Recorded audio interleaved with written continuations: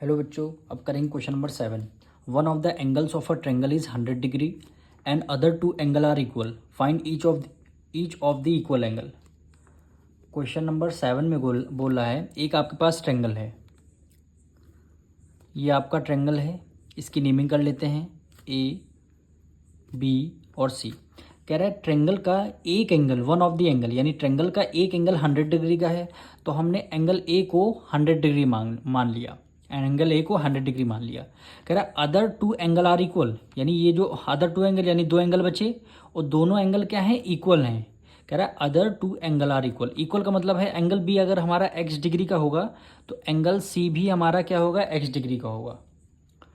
और आपको फाइंड करने हैं, find each of equal angle, यानी दोनों एंगल के एक्स की वैल्यू फाइंड करनी है आपको। तो हमें आप बताइए, ट्रेंगल के तीनों एंगलों का सम कितना होता है, 180 डिग्री। तो सबसे पहले गिवन क्या है वो, और सबसे पहले हमने लेट किया है वो लिखते हैं। Let the equal angles be X, equal angle हमने एक्स लेट कर लिया।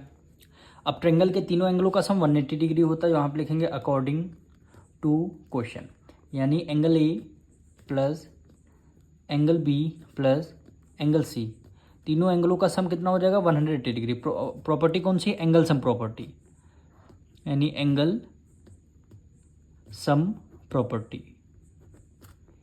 Angle sum property. Angle A की वैल्यू हमने 100 लेट किया था तो हमने 100 आ गया।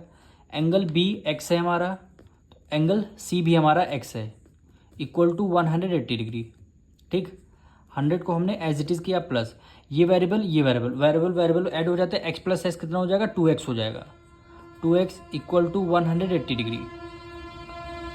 अब 2x की वैल्यू फाइंड करनी थी तो 180 में से कितना माइनस करेंगे, 100 माइनस कर देंगे। 2x 180 में से 100 माइनस करेंगे तो कितना आ जाएगा, 80 डिग्री। और x की वैल्यू क्या हो जाएगी, 80। 2 इधर मल्टीप्लाई में, इधर किस में आ जाएगा, डिवाइड में, यानी 2 4 ज़ा 8, यानी x की वैल्यू कितनी आ गई, 40 डिग्री आ चुकी है। वही क्वेश्चन में फाइंड करना था, x की वैल्यू देखिए, x हमने माना था तो x की वैल्यू 40 डिग्री आ गई। तो यहाँ पे लिखेंगे ईच ऑफ द